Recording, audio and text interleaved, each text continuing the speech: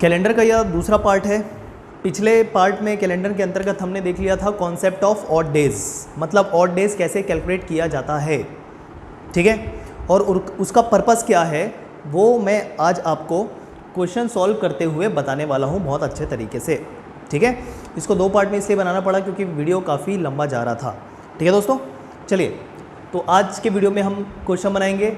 Odd day हमने calculate करना सीख लिया था, तो जिसने भी कैलेंडर का पहला पार्ट नहीं देखा है तो उसे पहले देखिएगा। एक नोट पॉइंट आपको लिखना है और वो ये है कि नंबर ऑफ ऑड डेज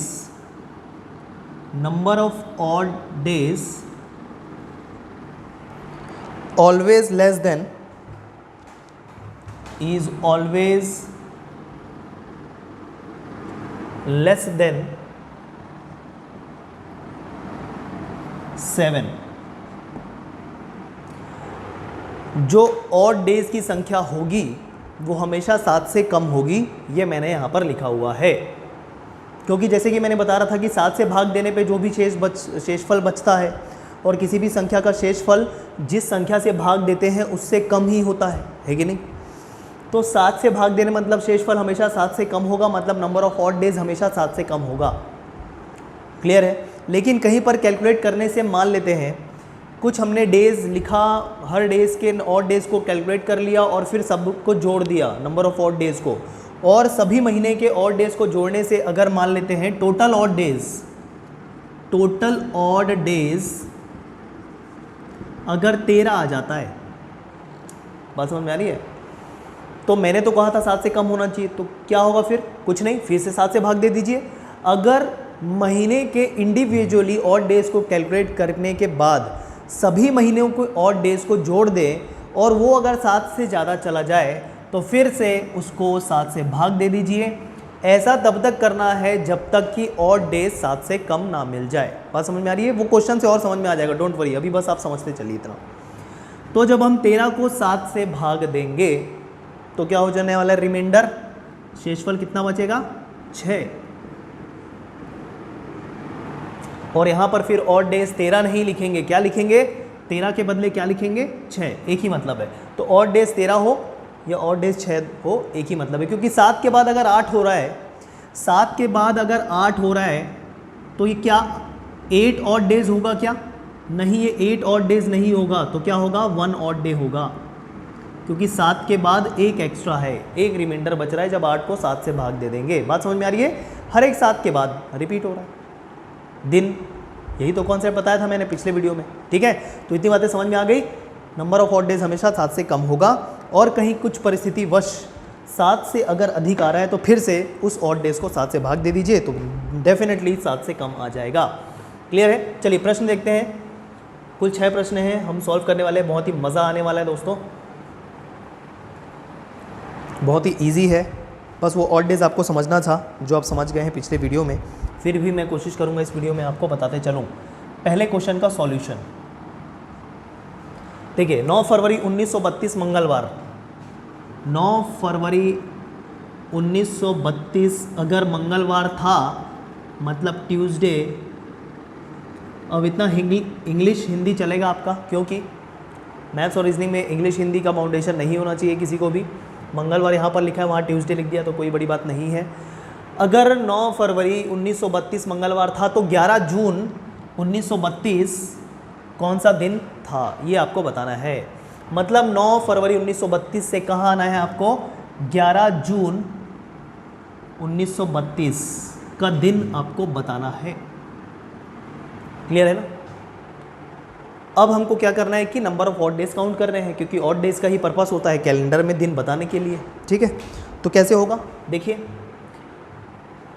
जो भी दिन दिया रहता है उसको छोड़ के अगले दिन से हमको दिन काउंट करने होते हैं। जैसे 9 फरवरी दिया है, 9 फरवरी मंगलवार था, तो 9 फरवरी के अगले दिन मतलब 10 फरवरी से आपको काउंट करना है नंबर ऑफ डेज को, दिन की संख्या को। फिर दिन की संख्या से ऑड डेज कैसे निकालेंगे देखते जाइएगा, ठीक है। साल तो वही है, तो साल तो हमको परिवर्तित नहीं हो रहा है यहाँ पर, तो साल से कोई मतलब भी नहीं है। हमको मतलब है 9 फरवरी से पहुँचना है कहाँ तक? 11 जून तक। तो 9 फरवरी से पहले देख लीजिए पूरा फरवरी में कितना दिन बाकी है, ठीक। देखिए फरवरी में कितना दिन बाकी है, टोटल नंबर ऑफ डेज हम फाइंड कर रहे हैं, ठीक है ना। यहाँ पर मैं लिख देता हूँ मंथ मतलब महीना, और यहाँ पर लिख देता हूँ नंबर ऑफ डेज, तो आपको ज़्यादा अच्छे से क्लियर होगा। फरवरी, चलिए देखिए फरवरी में 9 तारीख के बाद कितने दिन बचे हुए हैं।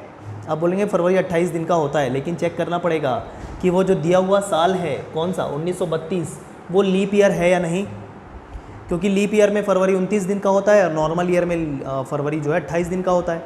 तो 1932 जो है ये लीप ईयर है कि नहीं चेक करेंगे अगर, तो क्या हो रहा है फिर यहाँ पर इस 1932 को 4 से भाग देने के देखना पड़ेगा। अगर 4 से भाग चला जाएगा तो वो लीप ईयर होगा, और 1932 को जब हम 4 से भाग दे के देखेंगे, मतलब आखिरी के 2 डिजिट को सिर्फ 4 से भाग के दे के देख लीजिए, मतलब 1932 चला जाएगा अगर 4 से भाग ये दोनों डिजिट हो रहा है। तो 32 4 से भाग जा रहा है, मतलब 1932 भी 4 से भाग चला जाएगा, और चूंकि यह साल 4 से भाग जा रहा है तो ये लीप ईयर होगा। ये क्या होगा, लीप ईयर होगा। और चूंकि ये लीप ईयर है मतलब फरवरी 29 दिन का होने वाला है। तो 9 तारीख के बाद मतलब 10 फरवरी से 29 फरवरी कुल 20 दिन हो रहा है। कितना दिन हो रहा है, 20 दिन हो रहा है, ठीक है। और यहाँ से अगर मैं ऑड डेज निकाल लूँ, यहीं से निकाल लीजिए, बाद में सारे दिन को जोड़ने से अच्छा यहीं पर ऑड डेज निकालते चलिए, डिजिट को छोटा करते चलना है। 20 ऑड डे आ गया ना इधर, तो 20 को 7 से भाग देंगे, 7 दूनी 14, ठीक है। ऑड डेज कितना बच रहा है यहाँ पर, 6 बच रहा है। बात समझ में आई। देखिए भाई 9 तारीख हो गया है, 9 तारीख के बाद से देखना है, मतलब 10 तारीख से देखना है। फरवरी का कौन कौन सा शामिल है, 10 फरवरी से कहाँ तक, 29 फरवरी तक। 29 क्यों आया, क्योंकि 1932 लीप ईयर था। तो 10 से 29 आप काउंट करके देख लीजिए, 20 दिन होता है। उसके बाद मार्च आपको काउंट करना है। चलिए फरवरी के बाद मार्च आता है। मार्च में कितने दिन होता है भाई, जनवरी फरवरी मार्च भी 31 दिन का होता है, ठीक है, 31 दिन, ठीक। यहाँ से ऑड डेज निकाल लेते हैं, मतलब 31 को जब हम 7 से भाग देंगे, 31 को हम 7 से भाग देंगे तो कितना शेषफल बचेगा, शेषफल बचेगा 3। बात समझ में आई, ठीक है। 7 चौक 28, 3 बच गया, और जो बचता है वही ऑड डे होता है। ये पूरा मार्च हो गया, पूरा मार्च लेना है। मार्च के बाद क्या आएगा, अप्रैल कितने महीने का होगा भाई, 30 दिन का। और 30 को जब हम 7 से भाग देंगे तो 2 बच जाएगा, मतलब 2 ऑड डे अप्रैल का लिए हो गया, ठीक।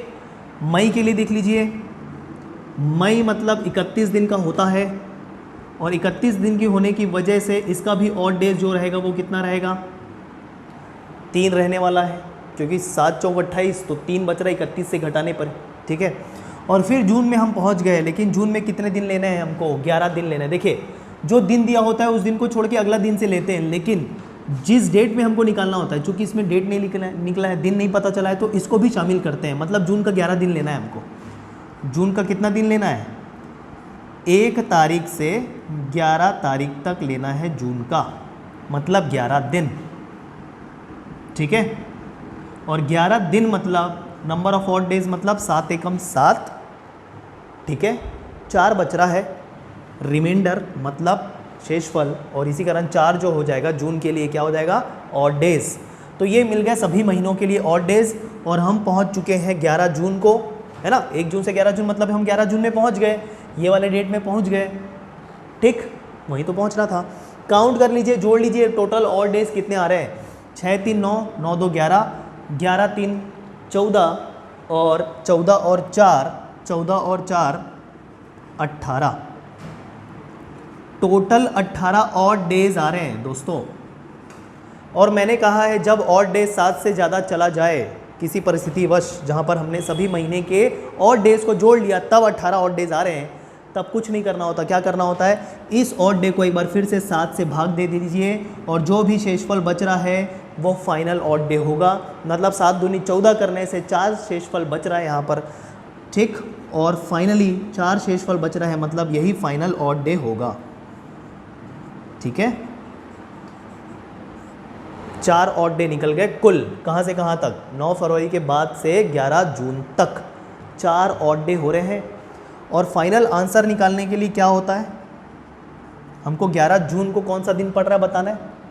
तो देखिए 9 फरवरी को मंगलवार था, तो जो भी पहले दिन था, मंगलवार मतलब ट्यूसडे, जो भी दिए हुए डेट में वो दिन पड़ रहा था उसमें आपको ऑड डेज को जोड़ देना है, और ऑड डेज यहाँ पर क्या आया 4, मतलब मंगलवार के 4 दिन बाद जो पड़ेगा वही आंसर होगा, मतलब वही 11 जून को पड़ने वाला है। ठीक है, मतलब 9 फरवरी 1932 से 11 जून 1932 तक कुल 4 ऑड डे निकल के आ गए। मतलब 9 फरवरी को अगर मंगलवार पड़ रहा है तो 4 ऑड डे आने की वजह से मंगलवार से 4 दिन बाद जो भी दिन होगा वही आंसर होगा। तो काउंट कर लीजिए, मंगलवार के बाद 4 दिन चौथा दिन कौन सा है, तो ये ऐसा काउंट कर लेना उंगली से। मंगलवार के बाद पहला दिन बुधवार, गुरुवार, शुक्रवार और शनिवार, 4 हो गए। मंगलवार में 4 जोड़ दिया, शनिवार आ गया, तो 4 जोड़ने से क्या आ गया, शनिवार, सैटरडे, शनिवार। और चूंकि हम 11 जून तक पहुंच चुके थे, मतलब 11 जून को ही, यही 11 जून 1932 को ही शनिवार पड़ रहा है। ये इस तरीके से हमको करना होगा फटाफट, काफ़ी जल्दी हो जाता है, समझाने में टाइम लग रहा है दोस्तों, लेकिन खुद से जब आप कर लेंगे, प्रैक्टिस आपकी हो जाएगी, अगर आप सीख जाएंगे कि सिर्फ हमको ऑड डेज निकालना है तो कैलकुलेशन ही काम है, बस सिर्फ जोड़ और भाग, बस। क्लियर है? तो 11 जून 1932 को आपका दिन पड़ रहा है शनिवार। मंगलवार में 4 जोड़ने से आया, मंगलवार वो था पहले डेट का दिन, ठीक है। तो यहाँ से यहाँ तक ऑड डेज निकाल लिया, फिर 4 आया तो 4 को जोड़ दिया मंगलवार में, तो अगला दिन आ जाएगा 4 जोड़ने से शनिवार, मतलब मंगलवार से 4 दिन बाद। क्लियर? दूसरा प्रश्न देखें, ये हो गया पहला प्रश्न, देख लीजिए, स्क्रीनशॉट ले लीजिए, समझ लीजिए, नोट कर लीजिए, पॉज करके जो भी। चलिए आगे बढ़ते हैं दोस्तों।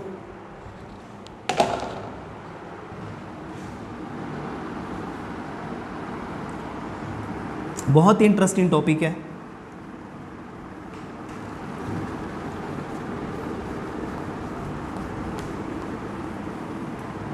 Question number 2।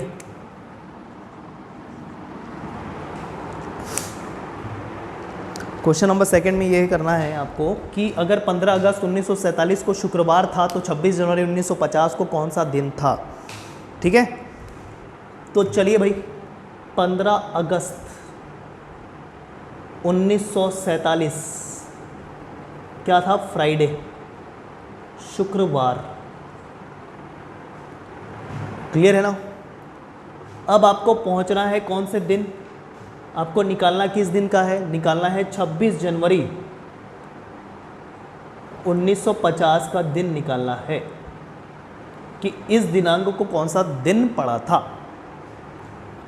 तो यहाँ से 15 अगस्त 1947 से 26 जनवरी 1950 को पहुँचना है, तो स्टेप स्टेप में पहुँचेंगे। अब यहाँ पर देखिए, अब यहाँ पर पूरा साल परिवर्तित हो गया, यहाँ पर 1947 और यहाँ पर 1950 है। पहले वाले क्वेश्चन में हमने जो वर्ष था उसको सेम रखा था, तो अब थोड़ी सी लेवल हमने बढ़ा दिया इस तरीके से कि डेट तो चेंज हुआ ही, साथ ही साथ आपका वर्ष भी चेंज हो गया, मतलब 1947 से 1950। तो चलिए एक काम करते हैं, सबसे पहले 15 अगस्त से लेकर 15 अगस्त 1949 को पहुंच जाते हैं।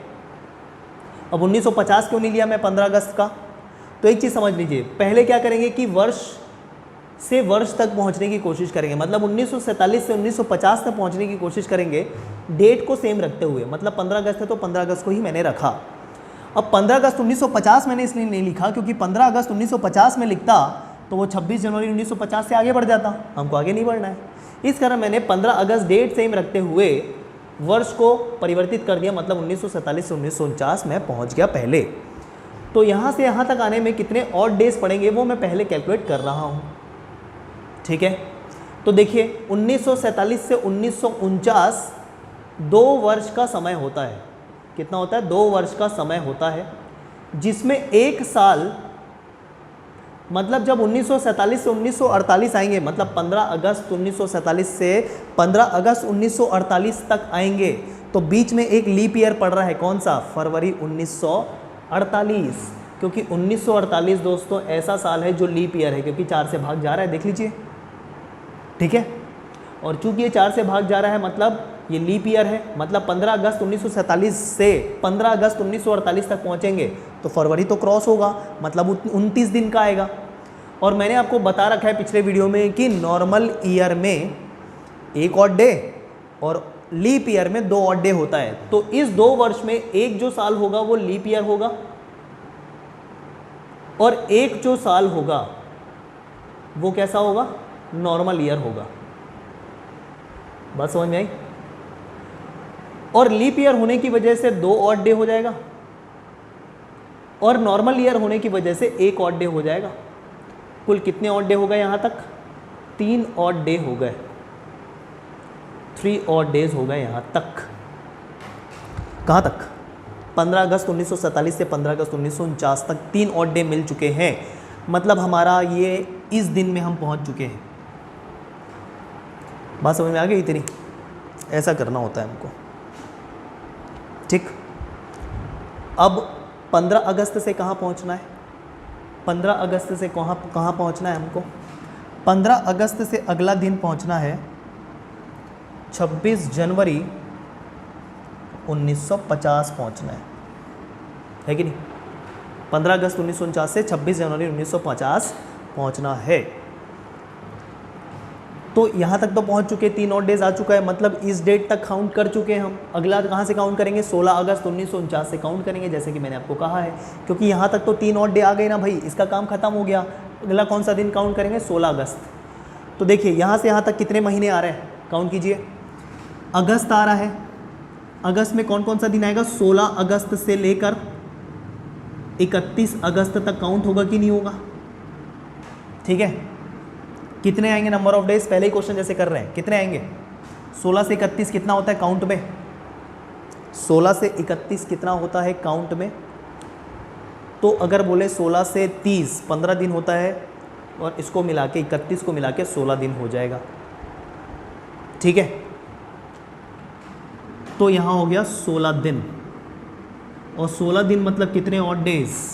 7 से भाग देंगे, 7 दूनी 14, मतलब 2 ऑड डेज जो बच रहा है वही, ठीक है। अगला जो महीना आएगा सितंबर, अगला पूरा सितंबर आएगा ना, पूरा सितंबर, क्योंकि जनवरी तक जाना है, पूरा अक्टूबर, ठीक, पूरा नवंबर, पूरा दिसंबर,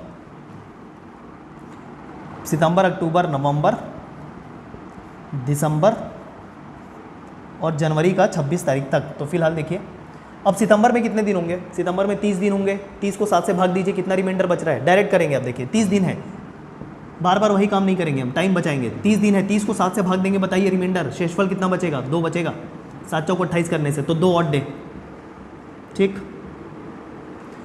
अक्टूबर 31 दिन का, 31 दिन, 31 को 7 से भाग देंगे, कितना ऑड डे बचेगा? बोलिए, 3। ये फटाफट हो रहा है, देखो। नवंबर में कितने दिन? फिर से सितंबर 30 दिन, अक्टूबर 31 दिन, नवंबर फिर से 30 दिन, 30 दिन के लिए फिर कितना ऑड डे? 2 ऑड डे, ठीक है। और दिसंबर फिर से 31 दिन का होगा, 31 दिन के लिए ऑड डे कितना हो जाएगा? 31 दिन के लिए कितना ऑड डे हो जाएगा? दिसंबर का 31 दिन है, 31 दिन के लिए ऑड डे हो जाएगा 3 ऑड डे, ठीक है। इतनी बातें आप ध्यान रखेंगे। अब फिर जनवरी पहुंच गए, कहाँ तक? जनवरी, 26 जनवरी तक जाना है, मतलब कुल 26 दिन होने वाले हैं, 26 दिन होने वाले हैं। और 26 दिन को जब हम 7 से भाग देंगे, जनवरी 26 तक जाना है तो पूरा 26 दिन लेना पड़ेगा। 26 को जब हम 7 से भाग देंगे तो 7 या 21 होता है, 5 ऑड डे बच रहे हैं, 5 ऑड डे बच रहे हैं। और total number of odd day count कर लीजिए शुरू से अभी तक, 3 2 5, 3 पहले का बचा हुआ था जब हमने पूरा 47 से 49 तक आए थे सेम डेट को रखते हुए, 3 बचा हुआ था पहले का, 3 2 5 2 7 3 10 2 12, 12 3 15 और 15 और 5 20, कुल 20 ऑड डेज, ठीक है। और 20 ऑड डेज आ गया, मतलब फिर से मैंने कहा है कि ऑड डेज 7 ही हो सकता है, मतलब 7 से कम ही हो सकता है। तो फाइनली 20 को हम भाग दे देंगे 7 से और शेषफल बचेगा कितना? 7 दूनी 14 जब हम करेंगे तो 6, मतलब 6 ऑड डे, मतलब कुल 15 अगस्त 1947 से 26 जनवरी 1950 हम पहुंच गए। देखिए यहाँ पर जो दिसंबर के बाद जनवरी आया तो ये तो 1950 लग गया ना, क्योंकि ये जितने भी मंथ देख रहे थे किसके थे, 1949 के। तो ये डाउट तो आपको होना नहीं चाहिए। क्लियर है। तो पूरा 15 अगस्त 1947 से 26 जनवरी 1950 पहुँचने पे हमको 6 और डेज मिल गए। मतलब 15 अगस्त को जो भी दिन रहा होगा उसमें जब 6 जोड़ेंगे तो 26 जनवरी 1950 को कौन सा दिन था पता चल जाएगा। ठीक है। तो फ्राइडे मतलब शुक्रवार में 6 जोड़ दीजिए, मतलब फ्राइडे के एक दिन पहले गुरुवार आ जाएगा। ठीक है। फरवरी में 6 दिन जोड़ लीजिए। कैसे होगा, 6 जोड़ना है। देखिए, शनिवार, रविवार, सोमवार, मंगलवार, बुधवार, ये 5 हो गया, और छठवां गुरुवार। ठीक। तो आपको फ्राइडे में 6 जोड़ देना है फाइनल आंसर के लिए। फ्राइडे प्लस 6 डेज मतलब 6 और डेज इज इक्वल टू कितना आ जाएगा, थर्सडे, मतलब गुरुवार। आंसर हो जाएगा आपका क्वेश्चन नंबर 2 का आंसर। अब चूंकि बताने में टाइम लग रहा है, लेकिन देखिए यहीं पर हमने शॉर्टकट चालू कर दिया था। मतलब फटाफट ऑड डेज काउंट करना है, बहुत ही कम समय में आपका बन जाता है प्रश्न। ठीक है दोस्तों, तो देख लीजिए, इसे नोट कर लीजिए, स्क्रीनशॉट ले लीजिए, बहुत ही इजी है। ठीक।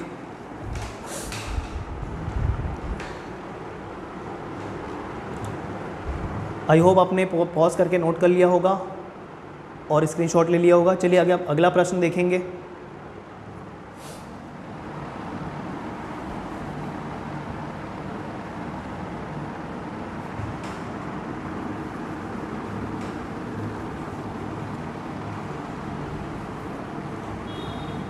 अब हम थोड़ी सी स्पीड बढ़ाएंगे। ठीक है।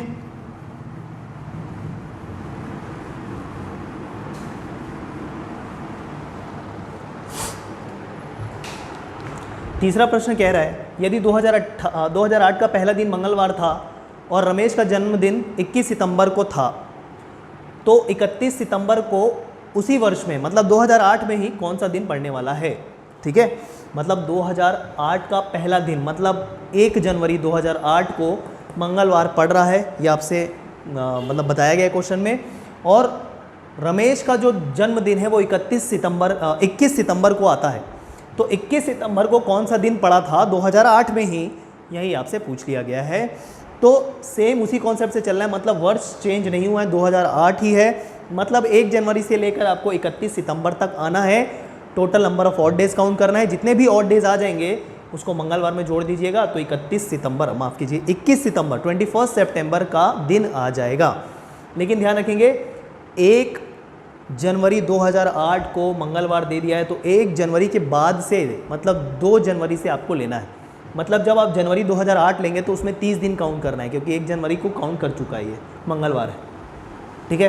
तो यहाँ पर नंबर ऑफ डेज जब लेंगे ना हर महीने का, मतलब जनवरी फरवरी कहाँ तक जाएंगे, सितंबर तक। तो जनवरी में कुल कितने दिन लेने हैं, 30 दिन, क्योंकि पहला दिन आपको काउंट नहीं करना है, जैसे कि मैंने आपको बताया था। ठीक है। जनवरी में 31 दिन होता है, 30 दिन आपको लेना है, कारण भी मैंने बता दिया है। तो इस तरीके से सितंबर तक पहुंच जाइए। Number of odd days calculate कर लीजिए। नंबर ऑफ ऑड डेज अगर 7 से ज़्यादा रहे तो 7 से भाग दे दीजिए। जो भी 7 से कम ऑड डेज मिलेगा पहला, उसको मंगलवार में जोड़ दीजिएगा, अगला दिन आ जाएगा। ये आपका होमवर्क है, आपको कमेंट बॉक्स में बताना है इसका आंसर। ये आपके फ़ायदे के लिए मैंने दे दिया है, आपके प्रैक्टिस के लिए है। ठीक है दोस्तों, चलिए क्वेश्चन नंबर 4 देख लीजिए। ये मैं आपको बता देता हूँ। क्वेश्चन नंबर 4 बोल रहा है, यदि 3 जुलाई 2006 बुधवार था तो 1 जुलाई 2001 को कौन सा दिन था। अब इसमें किया क्या है, उल्टा कर लिया है। मतलब बाद का डेट का दिन दे दिया है और पहले के डेट का दिन पूछ दिया है कि नहीं, रिवर्स जाना है। तो देखिए, जब हमको पहले का डेट पता होता है और आगे की डेट का दिन पूछता है, तो हम जो भी ऑड डे आता है उसको पहले दिए हुए डेट के दिन में जोड़ देते हैं। लेकिन यहाँ पर क्या किया है कि बाद वाले डेट का दिन दिया है और पहले वाले डेट का दिन पूछा है, तो जो भी ऑड डे आएगा यहाँ से यहाँ तक, ऑड डे कैलकुलेट करने का तो वही फंडा है। तो जो भी ऑड डे आएगा उसको जोड़ना नहीं है, उसको घटा देना है, मतलब उसके पहले के काउंट कर लेना है, बस इतना ही अंतर है। चलो देख लेते हैं, कोई दिक्कत नहीं है। ठीक है। जैसे बात करूँ 3 जुलाई 2006, ठीक, पड़ रहा है कौन सा, बुधवार, मतलब वेडनेसडे। बात समझ में आई? अब जाना है कहाँ पर, जाना है 1 जुलाई 2001 में पूछा है कौन सा दिन है। तो एक काम कर लीजिए, मैंने जैसे कहा था कि अगर आप वर्ष परिवर्तित कर रहे हैं तो डेट परिवर्तित मत कीजिए। मतलब आप 2006 से 2001 तक तो चले जाइए, 2001 तक तो चले जाइए, लेकिन डेट मत चेंज कीजिए। डेट को क्या रखिए, 3 जुलाई ही रखिए। बात समझ में आ रही है? तो चूंकि 3 जुलाई 2001 अगर पता चल गया तो 1 जुलाई 2001 पता करने में क्या बड़ी बात है कि नहीं? तो डेट को पहले क्या करते हैं हम, सेम करते हैं। ये चीज़ आप ध्यान रखिएगा अच्छा खासा। जब हम वर्ष परिवर्तित कर रहे हैं तो हमारी कोशिश ये होनी चाहिए कि हम वर्ष जब परिवर्तित कर रहे हैं तो हमारी कोशिश ये होनी चाहिए कि डेट परिवर्तित ना करें। 3 जुलाई था तो 3 जुलाई ही रहने दें। क्लियर है क्या? जैसे 15 अगस्त वाले में भी हमने किया हुआ था। तो 2006 से लेकर 2001 में कितने वर्ष हो रहे हैं भाई? 5 वर्ष हो रहे हैं। इस 5 वर्ष में कितने लीप ईयर हैं और कितने नॉर्मल ईयर हैं, ये आप बता दीजिए फटाफट। ठीक है, तो देखिए 2006 से 2001 में के बीच में 5 साल हो रहा है और उसमें एक ही लीप ईयर है। कौन सा? 2004। क्योंकि इन आने वाले वर्षों में 2004 ही ऐसा वर्ष है जो 4 से भाग जा रहा है, मतलब लीप ईयर है। ठीक, तो एक लीप ईयर होगा, एक लीप ईयर होगा मतलब ऑड डेज कितना होगा? एक लीप ईयर के पीछे 2 ऑड डेज होता है। बात समझ में आई? और 5 साल टोटल है तो एक लीप चला गया तो मतलब नॉर्मल ईयर कितना बता? 4, और हर एक नॉर्मल ईयर के पीछे एक ऑड डे, मतलब 4 नॉर्मल ईयर के पीछे 4 ऑड डे। कितने ऑड डे हो गए टोटल? 6 ऑड डे हो गए। कहाँ तक? 3 जुलाई 2001 तक 6 ऑड डे हो गए। बात समझ में आ रही है? मतलब अगर 3 जुलाई 2006 को वेडनेसडे था और पहले की डेट में आ रहे हैं, मतलब 6 ऑड डे आया है तो वेडनेसडे में उसको जोड़ना नहीं है जैसे पहले कर रहे थे। अब इस 6 ऑड डेज को वेडनेसडे में माइनस करना पड़ेगा, मतलब वेडनेसडे से पहले चलना पड़ेगा 6 दिन। ठीक है, तो चलिए पहले चलिए 6 दिन पहले चलिए। इस डेट को हम पता करते हैं क्या दिन था।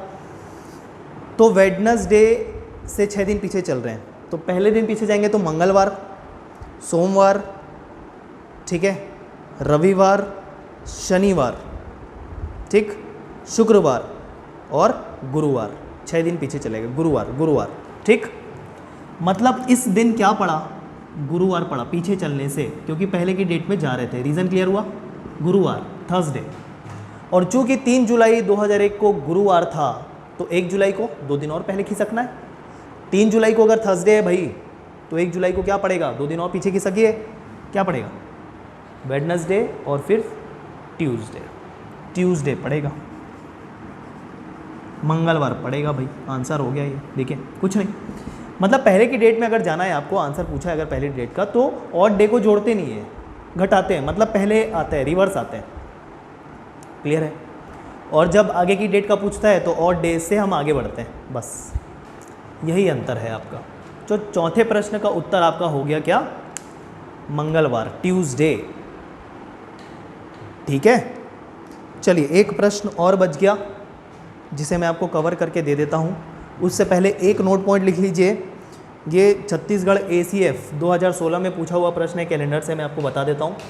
और वो ये है कि सन 1992 का कैलेंडर, नोट करते जाइएगा मैं जो बोल रहा हूँ, सन 1992 का कैलेंडर किस वर्ष रिपीट होगा? तो ध्यान से सुन लीजिए। पहले तो पूछा है 1992, ये प्रश्न पूछा हुआ था, मैं अतिरिक्त बता रहा हूँ आपको। 1992 का कैलेंडर कब रिपीट होगा? तो एक चीज़ समझ लीजिए, ये जो 1992 है ये लीप ईयर है। लीप ईयर है क्यों? क्योंकि 4 से भाग जा रहा है। लीप ईयर होने की वजह से कोई भी लीप ईयर हर 28 साल में रिपीट होता है। हर 28 साल में क्या होता है? रिपीट होता है। मतलब जब 1992 में हम 28 जोड़ देंगे तो आ जाता है सन 2020। तो तो जो कैलेंडर 1992 का था वही कैलेंडर सन 2020 का होगा। बात समझ में आई? मतलब कोई भी दिया हुआ वर्ष अगर लीप ईयर है तो फिर से कब रिपीट होगा अगर क्वेश्चन पूछा जाता है तो ध्यान रखिएगा हर 28 वर्ष में वो लीप ईयर का कैलेंडर रिपीट होता है।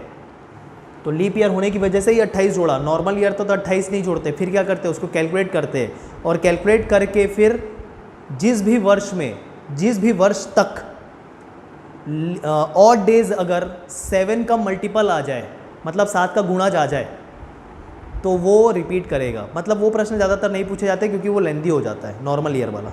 तो ज़्यादातर प्रश्न ऐसे पूछे जाते हैं कि अगर 1992 लीप ईयर था, मतलब लीप ईयर नहीं भी दिया रहेगा उसको आपको चेक करना पड़ेगा। 1992 का कैलेंडर कब रिपीट करेगा तो आपको चेक करना पड़ेगा लीप ईयर है कि नहीं। लीप ईयर है किस्मत से तो 28 जोड़ दीजिए। 28 जोड़ने से जो भी साल आएगा, जो यहाँ पर 2020 आया है, वही सेम कैलेंडर होगा 1992 का। तो जो वर्तमान का 2020 का जो कैलेंडर है वो देखिएगा 1992 कैलेंडर से एज इट इज़ होगा, जिस दिन जो डेट पड़ रहा था वही होगा। ठीक है, क्लियर है, समझ में आ गया? और जो नॉर्मल ईयर रहेगा इनके सुन लीजिए। नॉर्मल ईयर में क्या करना है, नॉर्मल ईयर में देखना है आपको ऑड डेज काउंट करके। जिस भी वर्ष ऑड डेज काउंट करते करते 7 का गुणा आ जाए, या तो 7 आ जाए या तो 14 आ जाए या तो 21 आ जाए, इतने ऑड डेज अगर आ जाए तो उस वर्ष का कैलेंडर पहले वर्ष के कैलेंडर से रिपीट करने लगेगा। ये ज़्यादातर प्रश्न से नहीं पूछते हैं। क्लियर है? तो ये प्रश्न पूछा गया था, इतना इजी जो मैंने आपको बता दिया है। ठीक है, अब चलिए पांचवा छठवा एक ही प्रकार का प्रश्न है। पांचवा और छठवा एक ही प्रकार का प्रश्न है जिसको मैं आपको बता देता हूँ, बहुत ही इजी है।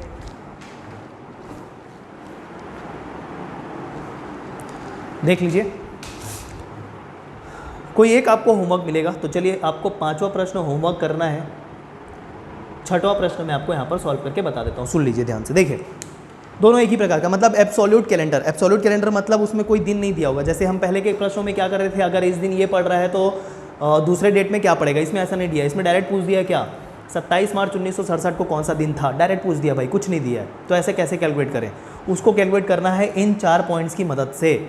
समझ में आई बात? हर 400 साल रिपीट, मतलब हर 400 साल में 0 ऑड डे होता है। मतलब देखिए अभी क्या चल रहा है, 2020 चल रहा है, उसके पहले मान लेते 2000 चल रहा था, मतलब 2020 के बाद एक सेंचुरी ईयर ले रहे हैं। सेंचुरी ईयर के पहले 400 साल पहले क्या 1600 के पहले फिर 1200 के पहले 800 के पहले 400 और 400 के पहले 0 AD। ठीक है, 0 ईसा पूर्व, माफ़ कीजिए 0 ईस्वी। ठीक है, मान लेते हैं। तो 0 ईस्वी को 0 ऑड डे, वहाँ से कैलेंडर की शुरुआत हुई। और 0 ऑड डे मतलब संडे होता है। 0 ऑड डे मतलब संडे होता है एब्सोल्यूट कैलेंडर में।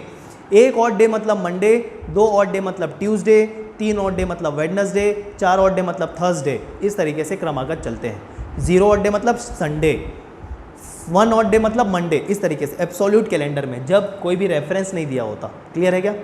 तो इस तरीके से मतलब 400 साल 0 ऑड डे, 800 सन 800 ईस्वी 0 ऑड डे, 1200 ईस्वी 0 ऑड डे, 1600 ईस्वी 0 ऑड डे और सन 2000 0 ऑड डे, क्योंकि 400 साल का अंतर है और 400 साल में 0 ऑड डे होते हैं। तो जब शुरुआत हुई 0 AD में, 0 ईस्वी में, तो वो क्या हुआ 0 ऑड डे मतलब संडे, फिर पहले दिन से मंडे, ये हुआ था। बात समझ में आई आपको? बहुत ही अच्छी चीज़ बता रहा हूँ। तो इस कॉन्सेप्ट से आपको बताना है पांचवा और छठवा प्रश्न। छठवा मैं आपको बता रहा हूँ। देखिए पूछ दिया है अप्रैल 2010 में कौन कौन से डेट में गुरुवार पड़ेगा, कौन कौन से दिनांक में गुरुवार पड़ेगा। मतलब सीधा सीधा आपको बताना है कि अप्रैल 2010 का कैलेंडर आपको बताना है कि कौन सा दिन क्या पड़ रहा है। अगर किसी भी दिन का अगर आप निकाल पाएँ कि अप्रैल का कोई भी दिन एक निकाल पाएँ 2010 का, तो आपको पता चल जाएगा कौन कौन से दिन गुरुवार पड़ रहा है कि नहीं। तो चलिए हम पता करेंगे अप्रैल 2010 तो कैसे होगा। देखिए सबसे पहले एक काम कर लीजिए, अप्रैल 2010 का करने के लिए इसको हम कितने पार्ट में बांट देते हैं। सन 2000 प्लस 9 वर्ष, मतलब 2009 तक आ गए, प्लस 2010 का कहाँ से, जनवरी से अप्रैल तक, इतने भागों में हमने बांट लिया। सन 2000 तक, फिर 9 वर्ष और मतलब 2009 तक पहुँच गए। 2009 के बाद फिर 2010 का जनवरी से अप्रैल देखना है कि नहीं। ठीक, तो अब देखिए जैसे कि मैंने बताया 400, 800, 1200 इस प्रकार से 0 ऑड डे होते हैं। तो सन 2000 में भी 0 ऑड डे होगा। देखिए बहुत ही इंटरेस्टिंग है, 0 ऑड डे सन 2000 तक 0 ऑड डे होता है, ध्यान रखिएगा। 31 दिसंबर 2000 तक 0 ऑड डे होता है। फिर 9 वर्ष में देखिए 2000 के बाद 9 वर्ष मतलब 2001 से लेकर 2009 तक कितने लीप ईयर हैं और कितने नहीं, तो इसको मैं अलग से लिख देता हूँ। 9 वर्ष के लिए कितने लीप ईयर हैं और कितने नॉर्मल ईयर हैं, ठीक। तो 2004 और 2008 लीप वर्ष होने वाले हैं, मतलब 2 लीप ईयर होने वाले हैं, और टोटल 9 वर्ष है ना, तो 7 नॉर्मल ईयर होने वाले हैं। 2 लीप ईयर के लिए 2 दूनी 4 ऑड डे, 4 ऑड डे, और 7 के लिए 7 × 1 7 ऑड डे, मतलब कुल कितने 7 4 11 ऑड डे। बात समझ में आई ना। यहाँ पर एक ऑड डे के लिए 2, माफ़ कीजिए, एक लीप ईयर के लिए 2 ऑड डे, तो 2 लीप ईयर के लिए 4, एक नॉर्मल ईयर के लिए 1 ऑड डे, तो 7 नॉर्मल ईयर के लिए 7 odd day, total 11 odd day आ गए यहाँ तक। अब जनवरी से अप्रैल पहुँचिए पूरा, ठीक है, पूरा जनवरी मतलब 31 दिन। चलिए जनवरी, फरवरी, मार्च, अप्रैल, ठीक है, या फिर अप्रैल को जोड़ते नहीं, क्या करेंगे जोड़ के, है कि नहीं, मार्च तक, क्योंकि अप्रैल का अगर फर्स्ट डे पता चल जाए, ठीक है, मतलब 1 अप्रैल ले लीजिए। चलिए 1 अप्रैल ले लीजिए, ठीक। चलिए ऑड डे काउंट कीजिए, ऑड डे काउंट कीजिए। जनवरी 31 दिन, 31 को डायरेक्ट 7 से भाग दीजिए, 3 ऑड डे मिलेगा, 3 odd day, direct odd day count कर रहे हैं हम। देखिए फास्ट कर रहे हैं हम, क्योंकि हमने पूरा कॉन्सेप्ट देख लिया। फरवरी में कितने, फरवरी में 28 दिन होंगे, क्योंकि 2010 चल रहा है, 2010 लीप ईयर नहीं है, 28 दिन, और 28 को जब 7 से भाग देंगे तो पूरा चला जाएगा, मतलब 0 ऑड डे फरवरी के लिए, ठीक है, 7 चौक 28। मार्च के लिए फिर से 31 दिन, मतलब 3 ऑड डे, 3 ऑड डे, और 1 अप्रैल को काउंट करना पड़ेगा, मतलब पहला दिन काउंट करना पड़ेगा, क्योंकि 1 अप्रैल का डेट तो निकालना पड़ेगा। या तो यहीं तक रुक जाइए, ऑड डे निकालिए, तो मतलब आपको पता चल जाएगा 31 मार्च तक का डेट, लेकिन 1 अप्रैल को भी काउंट कर लेते हैं, मतलब यहाँ पर 1 दिन ले लेते हैं। 1 दिन ले रहे तो मतलब 1 ही ऑड डे होगा, क्योंकि वो तो 7 से भाग जाएगा नहीं। क्लियर है क्या? जोड़िए चलिए फटाफट। 3 3 6 और 1 7, और 11 में 7 जोड़ेंगे, पहले का 11 ऑड डे बचा हुआ है ना, और यहाँ पर 7 आ गया, 11 + 7 total odd day, total odd day 18, और 18 को फिर से 7 से भाग देंगे, क्योंकि 7 से कम होना चाहिए, तो मतलब बचेगा 4 ऑड डे, ठीक है। और 4 ऑड डे जब आया तो किससे काउंट करेंगे, फिर किसके बाद लेंगे, तो मैंने बोला एब्सोल्यूट कैलेंडर का केस है, कोई रेफरेंस नहीं दिया है, कोई पुराना डेट नहीं दिया हुआ है, तो 4 ऑड डे मतलब